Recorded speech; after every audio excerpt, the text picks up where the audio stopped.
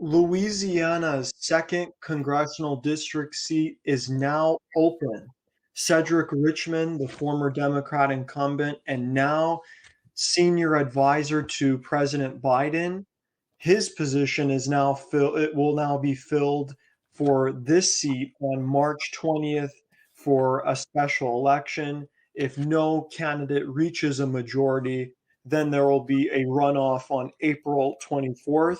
I'm now joined by Mindy McConnell, who is running as a Libertarian Party candidate in the 2021 Louisiana 2nd Congressional District special election. Mindy, thank you so much for joining the program. Thank you for having me. Before we talk about your policy platform, what inspired your decision to run for this seat? I decided to run for this seat as soon as I heard that Cedric Richmond would be resigning. At that time and now, I think that we've seen a polarization amongst Americans. It's led to a lot of negative outcomes. And for me and for my friends and family, we are frustrated with the state of America, particularly amongst citizens who feel like they have to side with either Democrats or Republicans. And the truth is that there are a lot of other ideologies. And we need to really let people know that it is okay to not fall into one of those buckets. For me, the Libertarian Party most closely matches all of the policies that I believe in.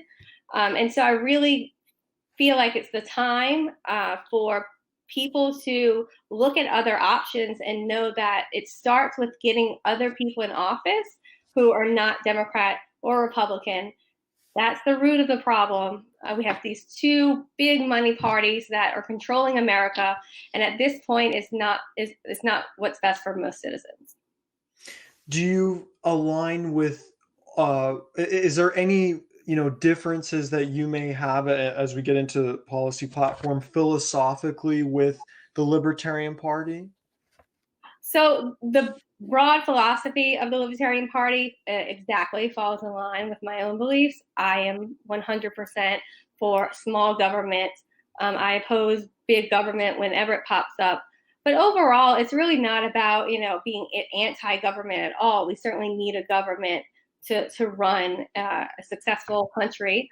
But what I am opposed to, that's directly in line with the Libertarian Party, is the government controlling people and taking away our rights to benefit the government and not the people. Let's go into your policy platform. Your economic platform. You say on your campaign site that your top priority is reopening the economy to get money back into your hands now. What do you mean by that? So right now we are trying to recover from the impact of COVID-19 over the course of the year. Of course, we're still in the middle of this pandemic.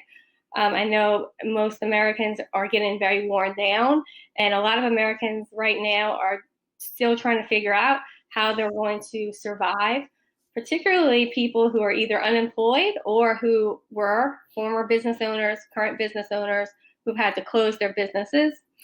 So what needs to be done right now is we need to stop spending a lot of money at the top, which really has left us in the same place we were months ago. We're spending a lot. It's not really helping. It's not trickling down to help us.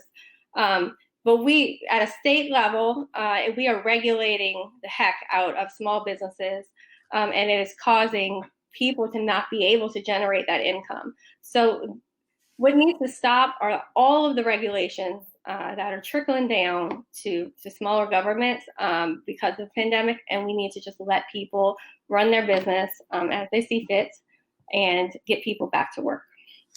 How do you balance the health crisis that COVID-19 is with economic growth and freedom?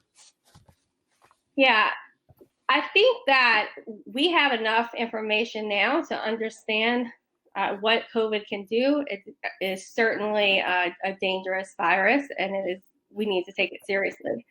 I think what I noticed during a lot of the shutdowns is that there is the market, the economy will work itself out if we allow the freedom for that to happen. For example, here at the local Walmart, this is earlier in the pandemic when we were on a total shutdown. One employee got COVID, and then there ended up being a cluster there, and so people didn't shop at that Walmart for a while, and that's okay. They can make that choice.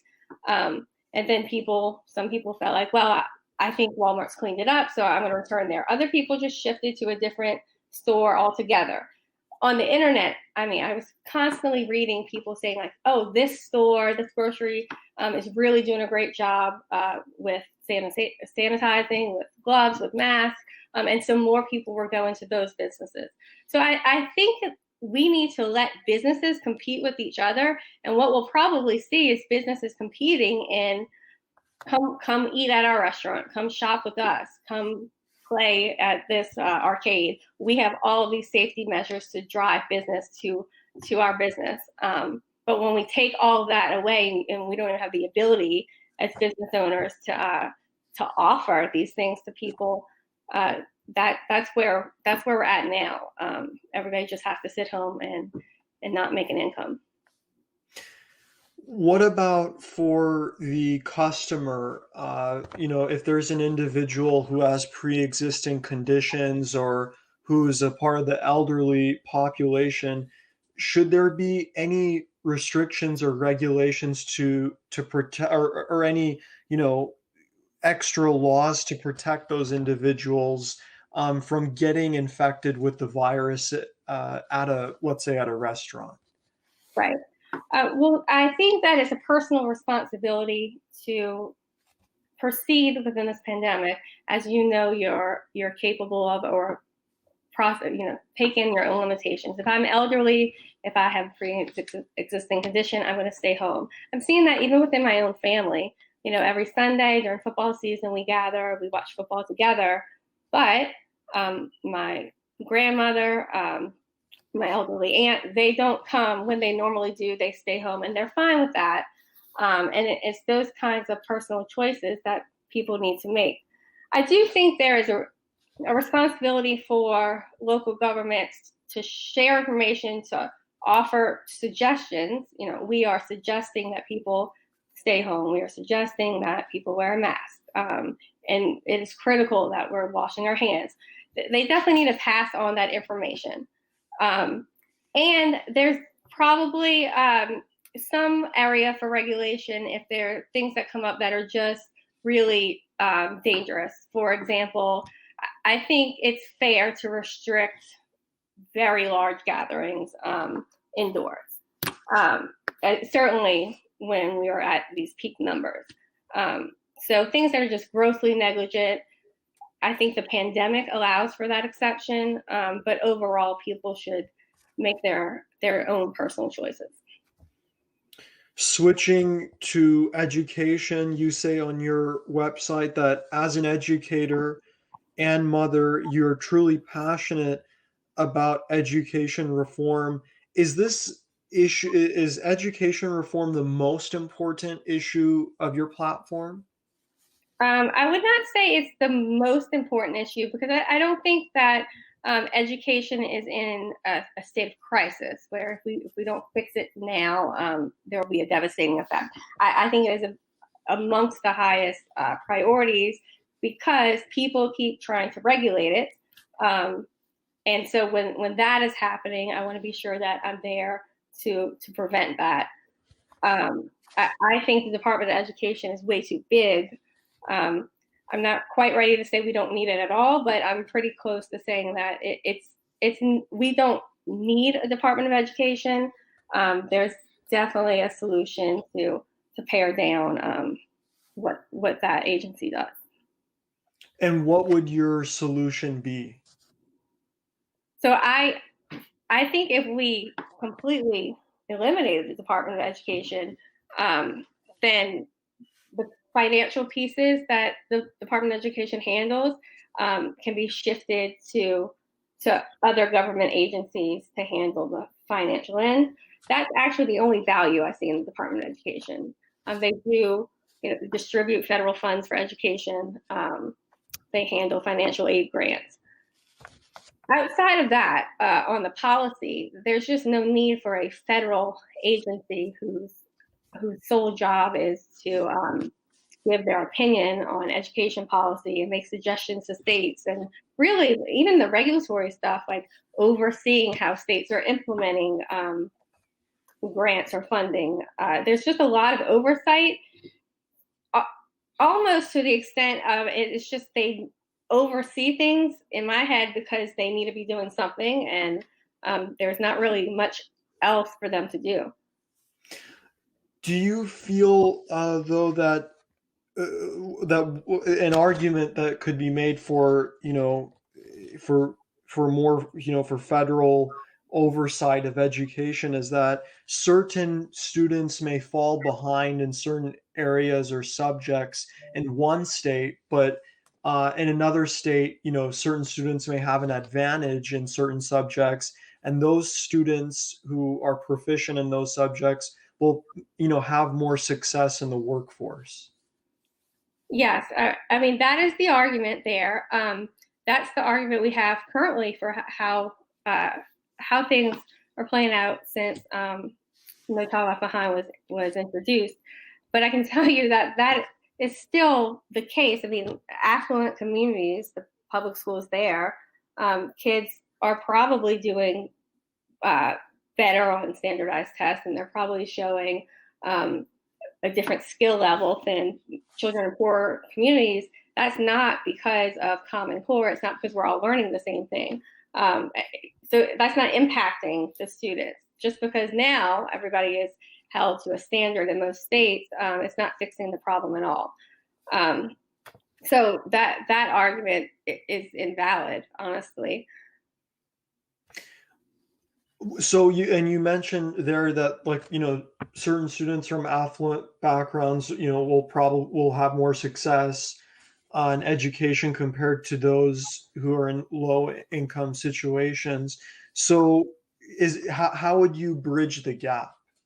Yes. So I am the biggest advocate for spending money for preschool education. I think the 0 to 3, 0 to 5 ages are where we have to put our resources in when it comes to education to really make an impact.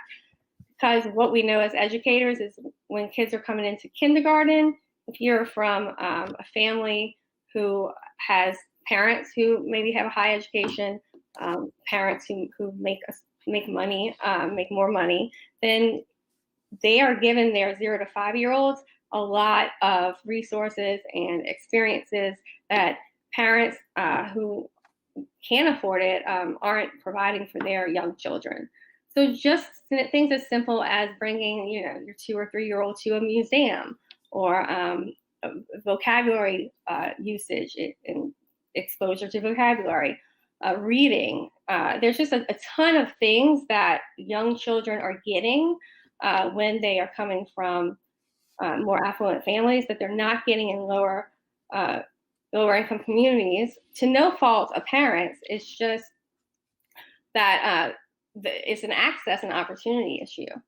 And also even preschool. So when we have private preschools, parents here in New Orleans parents in New Orleans pay $10,000-$20,000 for preschool. But kids who are coming from, for most kids, right? Most families can't afford that. And so those kids aren't going to preschool at all. And once we get to kindergarten, the kids who are in preschools are obviously years ahead of the other students who haven't been introduced to letter sounds and numbers at all. Last question on this topic, more about what you've said on your website, that you are an educator. What lessons have you learned in academia and education that you plan to apply if you do win this seat? The number one lesson, the number one skill set that I've learned in education, and in urban education specifically, is understanding how trauma affects students, how poverty affects students, the effects of trauma, the effects of poverty on students, it's very wide range, and it impacts learning. It impacts kids coming to school every day hungry. And I think people who aren't in schools on a daily basis don't really realize how big of a problem it is. And so this would be maybe one area where I stray from the party slightly, in that I do think that the government needs to play a bigger role in providing mental health resources and funding mental health resources in schools significantly, and providing more social work services. We have to tackle the mental health crisis that we're seeing in students, particularly in low-income communities. Transitioning to criminal justice reform, you mentioned criminal justice reform as a part of your platform. You say on your website that you support the decriminalization of victimless crimes such as drug possession. Why? So I think that well, not that I think, I know that we incarcerate thousands of people for drug crimes. It's overpopulating our prisons. It is the cause of why we spend so much money on jail, prison, policing. It's more so over drugs than it is for violent crimes. And drugs, as much as they harm communities, mostly it's harming the individual person. And so the government is sweeping in and saying, like, you don't have a right to use drugs. We're going to lock you up and throw you in jail. And then the penalties for drug crimes are disproportionate to the crime itself. Many people are in jail for a drug crime for the same amount of time as somebody in jail for violent crime, and that just doesn't make sense on its surface. Children are being locked up, at alarming rates. Children who are committing crimes, particularly when we're talking about like younger teens, they don't need incarceration. Just from a brain development standpoint, incarceration is going to do far more harm than it is good. And most children are being locked up for drug possession or intent to distribute, or also for drug crimes.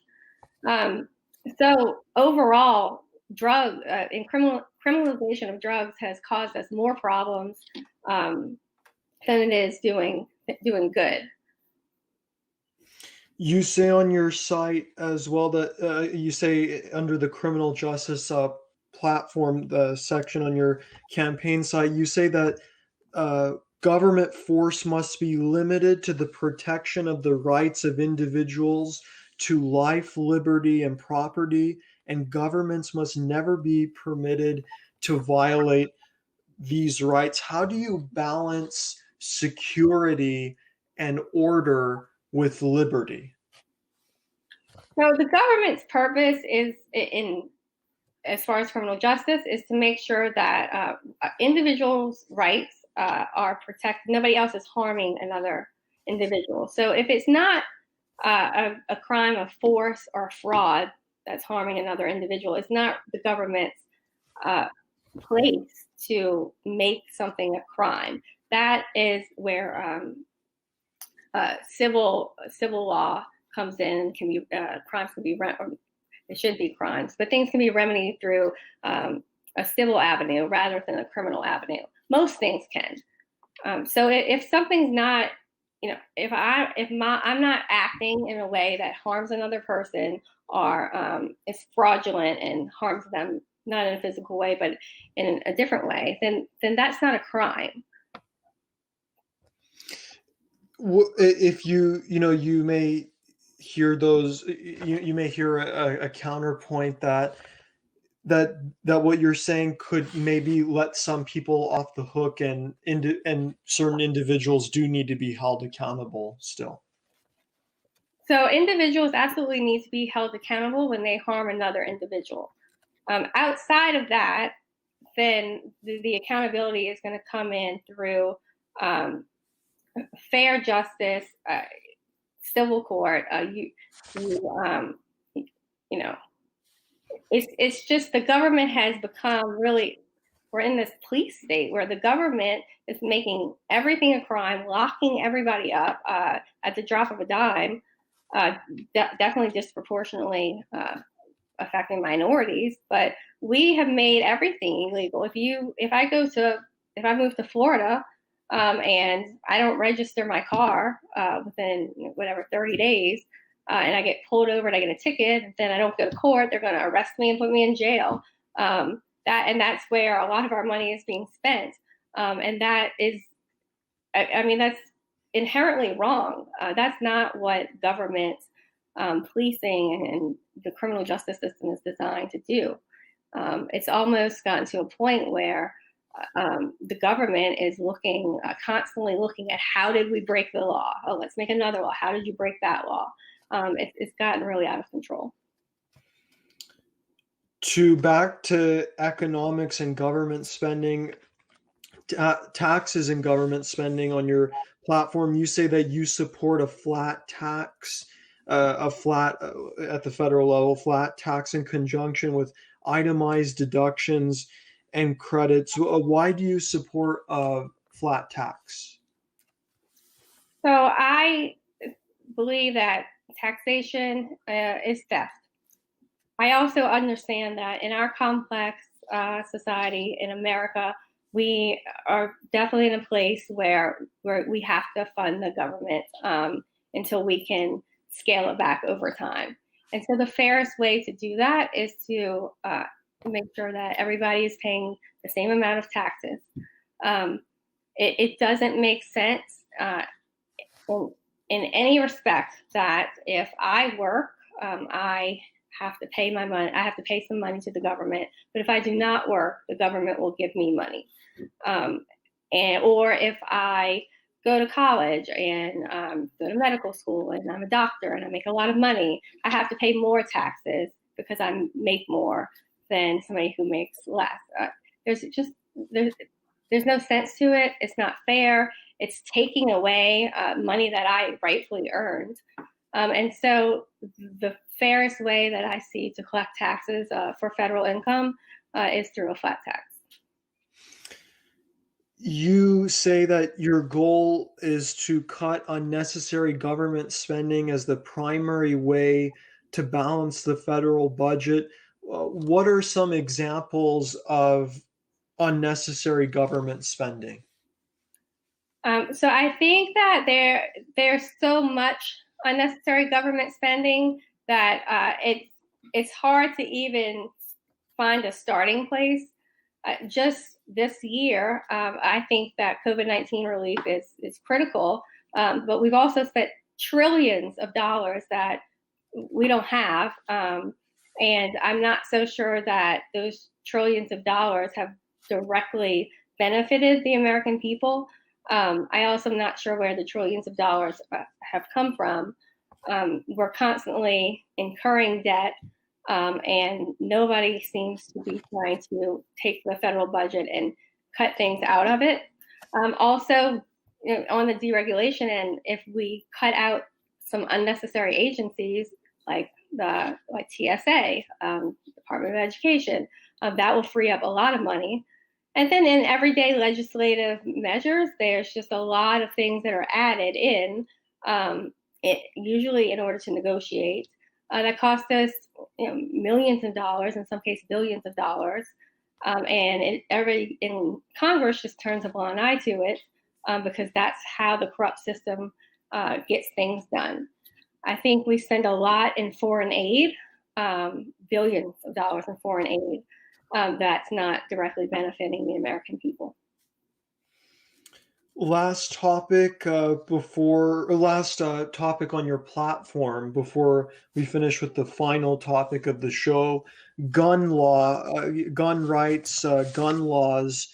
Your gun law platform. You say that you believe that all individuals 18 and over have the right to purchase, own, or possess any firearm except felons convicted of crimes. What about individuals who may have a mental illness? Should they? Do you believe that they should be allowed to have a gun? So I and as an advocate for mental health, I do understand the problem with somebody with a mental illness possessing a gun. I would love to find a solution to fairly regulate that. What I worry about is somebody saying, "Oh, he has a mental illness," when maybe he doesn't, or who is making the decision over who does and does not have a mental illness? Is a mental illness depression? Is a mental illness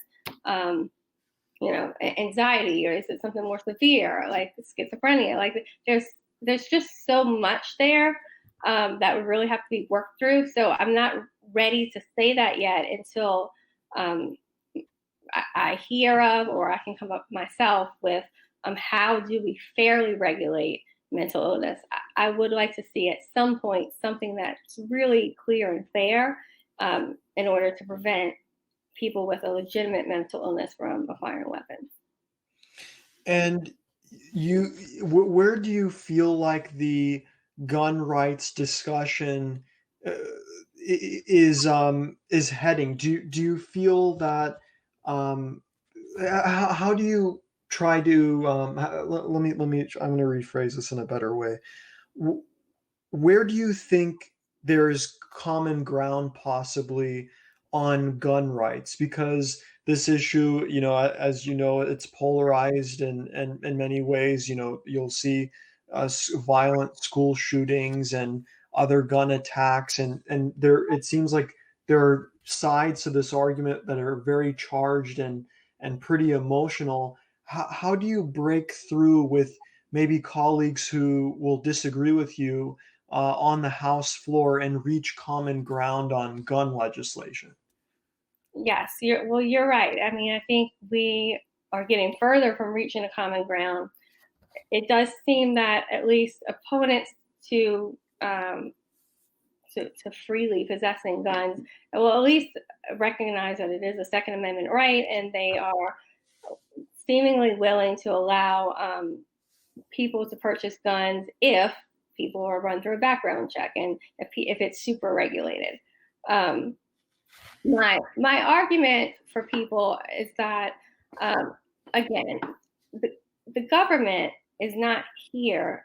We didn't create the American government in order to take away rights from individuals. And when you start regulating people on any matter, you just start chipping away at rights. And this area is a great example of that. The more we regulate it, the more each our rights are taken away. I have a relative. He's a gun collector. It's a hobby, not my hobby. I don't really get the thrill of it, but he has guns that are just in a cabinet. They just sit there on display, and it doesn't make sense to me that the government would suddenly say like you can't have this particular gun, or just altogether like we're taking away the right for you to have your gun shelf. It's not harming anybody. So it always goes back to um, really just limiting people from doing things that actively harm somebody through force or fraud. And purchasing a gun or owning a gun does not actively harm any other citizen. The harm comes through the actions of the person. Last topic. This is now about your race in general. Uh, Special election, March 20th, 2021, for Louisiana's second congressional district. What is it like to run for office? It is exciting. It is a lot of work. I mean, it is a lot of hard work. I think that's appropriate because for the person elected in any government office, you have to hit the ground running, and it is a lot of work. At times, it's frustrating. It's definitely frustrating being in a party that's not Democrat or Republican because right off the bat, you're a few feet behind. people are hesitant to give you money. Media is hesitant to cover you. So I think that's been the most frustrating thing for me so far. Is I have a lot to say. I really want to get the Libertarian Party ideas out there because I think people will be receptive to them. But media and people with money are just really stuck in thinking that they can only get things done if they align themselves with these two big parties. But I'm continuing to battle that. I'm hoping to really make some groundway on changing people's minds about which political affiliation they have to be with. But it's been fun, and it's mostly been fun. I've met a ton of great people. I've made a lot of new contacts, and I'm enjoying the process. You look at this race, 15 candidates, all running to fill this seat, and it's such a short time frame for special elections in comparison to just your regular midterms. Do you feel that there are extra challenges that you face because this is a special election? I appreciate the fact that it's a special election. I think it weighs in my favor because the I guess parties in the main parties, specifically the Democrat Party, because this has traditionally been a Democrat district. And there were several Democrats running in it. I think it gives them less time to bring in all the money that they would ordinarily bring in. I don't think they're going to be able to dump as much money as they usually would into the campaign, which benefits me. And then I think it's beneficial that we know that there's not as many voters who come out for special elections, and so my plan is to really tackle getting voters to the booth on election day, and I think I'll be much more successful in those numbers than maybe a primary election. Last question. I ask this question at the end of every interview. Is there anything that you would like to add? Yes, thank you. I would really like to add that we are in a critical time in America where if we don't rise up and change the game ourselves, we're heading down a path of civil war of ideas. We have one side of one of our main political parties um, storming into the capital of America, and we have the other political party who came into office and just immediately started making regulations, taking away rights, and it's a scary place to be.